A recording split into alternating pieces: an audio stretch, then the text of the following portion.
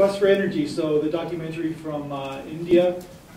This discussion can go two ways. We can go about the quality of the film, but it can also kind of tie into it. It can get into a political discussion. So, who wants to make the first comment? Let's talk about the film itself. What did you guys think about the film? I enjoyed it. I've seen documentaries of a similar type before, and so I thought it was very well done. We can, like you said, we can debate about the politics of it, but it's it's interesting to see that cities like that are doing, or places like that in the world are doing what they're doing.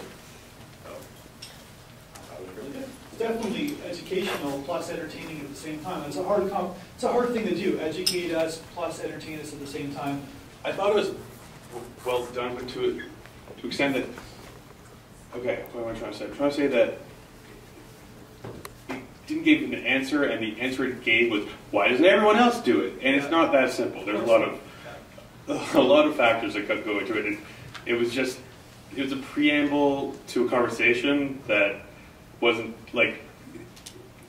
just very one-sided, and it wasn't a conversation. It was basically saying, everybody else just be like these 4 million people in the middle of buttfuck nowhere.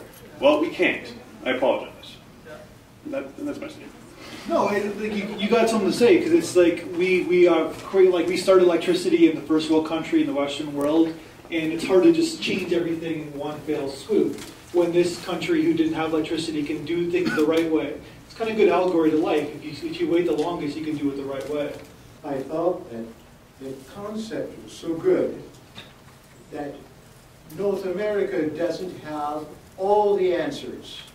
Here is a community that developed something for their use successfully. And we, in the new world, as he put it, should take lessons from them. That's sort of what they're trying to say, but as this gentleman in the third row says, it's not, of course, not that simple, but at the same time, you kind of wish that it was, right? That we could just kind of like not be so dependent on oil, and whatever happens because of our dependency on oil for, that's a whole discussion for an hour. In a short film like this, I don't think it needs to be objective. I mean, it's making a point, a very distinct, very definite point. I developed a concept for a series kind of that would kind of include optimistic stories like this, and I submitted it to Shaw for National Geographic and to Discovery, and both were turned down, and Discovery said, well, our audience is not interested in environmental issues. So it's a bit of a conundrum. Yes, we can learn, but we here are slow to change, even those of us who are tree huggers like myself. I find it fascinating to go into this world that probably hasn't been documented with a camera, probably very, very minimal, and just see a different type of world that, in the similarities that people love cell phones and similarities, but also the differences about how a community runs, how a community goes, and of course using electricity as kind of an allegory of how this community runs. That's what I was interested in. I'm a little bit different. I don't look at it as they're being tremendously enlightened and developed the technology.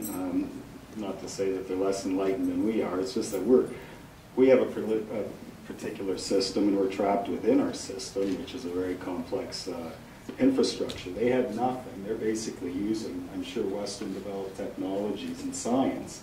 And if we were in the same boat where we had nothing and we were up in the bush in Ontario or whatever, we would probably be using the exact same technologies that they are. It just shows that when you're starting from nothing, so to speak, that the technology is off the shelf basically, and that's the whole world can use that type of same setup, as we could too if our grid went down. We'd have to get out of the city, I guess, but we'd be employing the same techniques. Perfect, thank you. Yeah. Before economics, basically economics are involved in terms of oil and coal and dependency, so it's hard to just shift it over because it'd be such an economic shift, it would hurt so many people and everything would change, so it's so hard to shift that way, but at the same time, you kind of wish that you could, but you couldn't.